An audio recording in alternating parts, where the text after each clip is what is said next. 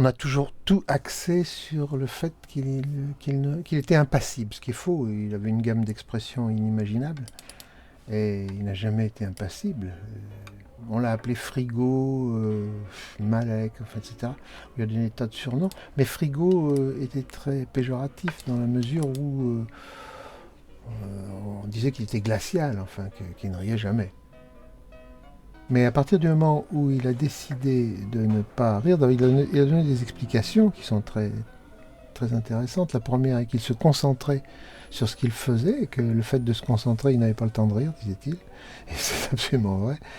Et d'autre part, il disait que au music hall, il y avait deux partis pris. Certains riaient eux-mêmes avec le public lorsqu'il faisait un gag. Et que lui partait du principe inverse, qui était que le public riait, lui ne s'apercevait pas immédiatement de la faille, il ne voyait pas ce qui faisait rire le public, et s'étonnait d'entendre rire les gens.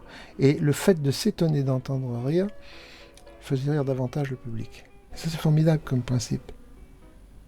C'est quand même la situation qui fait rire. Je veux dire que lui, au milieu de... ne sachant pas... Oui, voilà, l'exemple type de...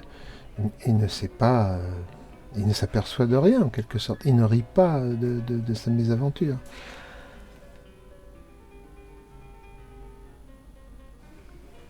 Le voilà pris au milieu d'un défilé de policemen et à aucun moment il reste très sérieux, très digne. Il salue les gens qui le regardent passer. Puis il a le don de mettre le spectateur dans la situation dans laquelle il se retrouve lui. Par exemple, ça c'est très intéressant. Voilà, il sort. Ah, ce qui est intéressant, regardez bien, c'est qu'il regarde dedans avec lui. Et l'autre se laisse prendre à ce piège-là. Il surprend toujours le spectateur. Ah, c'est ça que je veux dire. Voilà le train qui arrive. Et la maison est sur la voie. Il a entendu le train parce qu'il suggère le son par la vapeur. Vite, vite. Oh, ça c'est terrible. On ferme les yeux. Et voilà, passe derrière. Alors me représenter ce que veut le public, c'est ça. Et alors faire tout autrement, vous allez voir. C'est maintenant. Le train qui arrive en sens inverse. Ça, c'était la seule chose que le spectateur ne pouvait pas prévoir. C'est très très proche des principes fondamentaux que Hitchcock utilisait. Il le disait un jour, même Hitchcock, il disait « Je préfère voir quelqu'un qui place une bombe sous la table, voir entrer des gens qui s'installent autour de la table et attendre le moment, qu'est-ce qui va se passer ?» Il dit maintenant on procède différemment.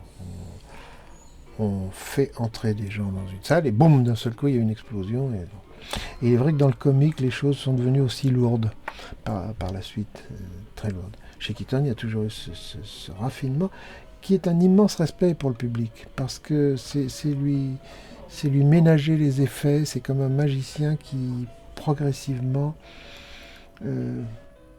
montre un escamotage et puis un autre, etc. Il y a la surprise que personne n'attendait à la fin.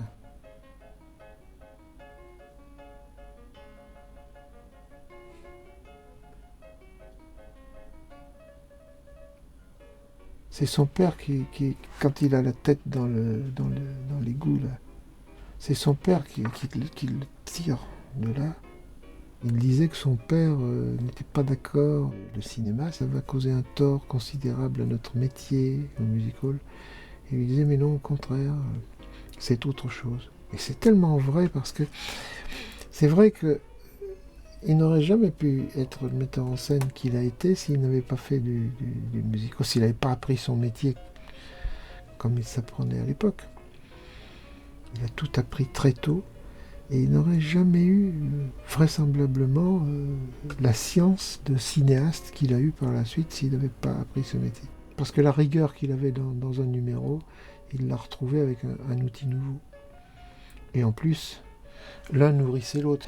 Il y a une spécificité au cirque et au musical, c'est que les gens échangent des idées. Les artistes qui font le même métier, mais pas les mêmes numéros, se donnent des idées les uns les autres. Et c'est pourquoi il avait toujours ces mêmes équipes. Ce gros homme qui est avec lui, là, était toujours dans ses films. Ils étaient plusieurs.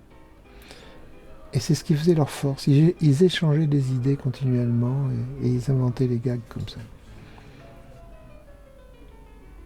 Voilà un exercice acrobatique qu'on pratique au cirque. La colonne à 3. Un porteur qui porte 2 hommes sur ses épaules. Et là, l'astuce, c'est d'avoir mis les 3 fenêtres à la bonne hauteur pour que le déménagement, c'est extraordinaire.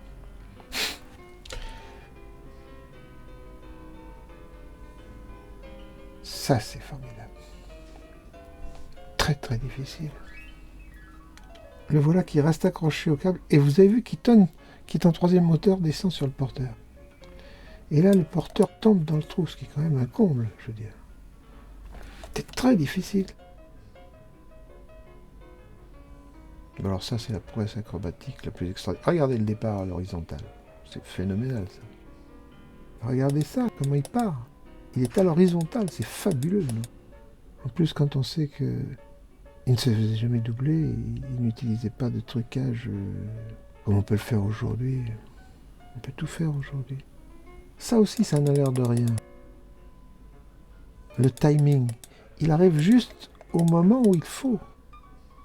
Et hop, c'est réglé comme en musical. C'est réglé comme un numéro.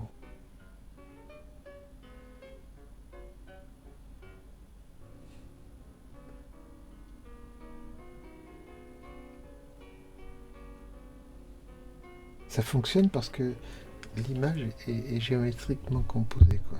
Il savait toujours où il fallait mettre la caméra.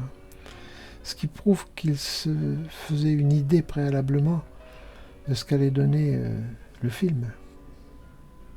C'était pas seulement des idées qui étaient filmées, c'était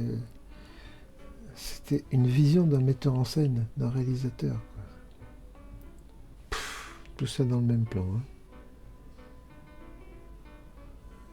Sur ce plan, par exemple, comment il est composé l'image pour que l'effet soit intéressant. C'est d'une grande rigueur, il est au centre de l'image, ils arrivent de part et d'autre, ils se dispersent, et lui repart dans l'autre sens. C'est merveilleusement fait. Il avait dit un jour,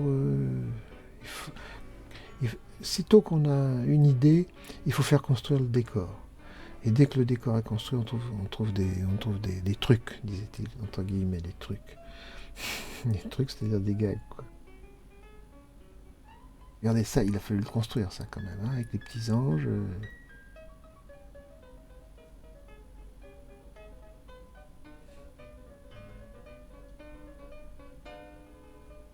Ce qu'ils disaient la plupart du temps, c'est qu'ils inventaient, ils avaient le début et la fin, et qu'ils inventaient tout au long du tournage. C'est certain. Mais moi, je reste persuadé qu'il n'y a pas un plan que Keaton n'ait pas décidé de A à Z avec une grande rigueur. C'est pas possible. Keaton disait à son cadreur, fais-moi un beau cadre. Mais il lui disait ce qu'il voulait exactement. Et à l'autre de se débrouiller pour que le cadre soit très beau. Vous savez, la rigueur du plan fixe, c'est très difficile de monter une séquence en plan fixe. Et contrairement à ce qu'on pourrait croire, on casse parfois le rythme en faisant des mouvements d'appareil. Le rythme des films de Keaton est incomparable. La succession des plans fait que on voit ce qu'on doit voir. La durée du plan est bonne. Ah, voilà une chose qui est proprement cinématographique. L'ombre. Il se sert de tout ce qu'il a appris au musical, mais quand il fait du cinéma, c'est vraiment Il fait vraiment des choses qu'il n'a jamais pu faire au music hall. C'est le contraire de Chaplin, dans la mesure où Chaplin, lorsqu'il fait un numéro dans un film, il pouvait le faire au music hall. Je trouve ça un peu injuste qu'on n'ait pas accordé autant d'importance à Keaton qu'on en a accordé à Chaplin. Ces courts-métrages-là sont arrivés après ceux de Chaplin. Mais si on regarde de près les premiers courts-métrages de Chaplin, ils sont moins intéressants dans la trouvaille, dans la rigueur et dans l'invention que ceux de Keaton.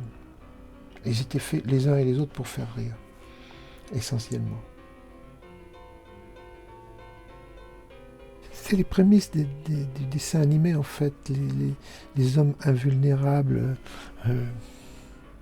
Il avait dit ça aussi, qui était très intéressant, que certains gags, ils ne les mettaient pas en scène parce qu'ils étaient exagérés. Ils n'étaient pas assez réalistes, quoi. Et heureusement, le dessin animé est arrivé par la suite. Et les équipes de Gagman, justement, qu'il avait, et qu'avaient Chaplin et Mack Sennett et les autres, se sont reconvertis dans le dessin animé. C'est quelqu'un qui a parfaitement vécu avec son temps admirablement. À savoir que, en même temps que le cinéma évoluait, il a tenu compte de cette évolution, alors que d'autres sont restés particulièrement dans les films dramatiques, je veux dire, ils sont restés sur des idées anciennes. Lui, il a évolué très très vite. D'abord, le fait d'avoir franchi le pas, d'avoir quitté le music hall pour faire du cinéma, c'est tout de même très important. Et d'avoir compris tout de suite tout ce que recelait le cinéma, et tout ce qu'il allait pouvoir utiliser de nouveau, et de l'avoir compris avec cette intelligence. C'est certainement le plus inventif des cinéastes comiques.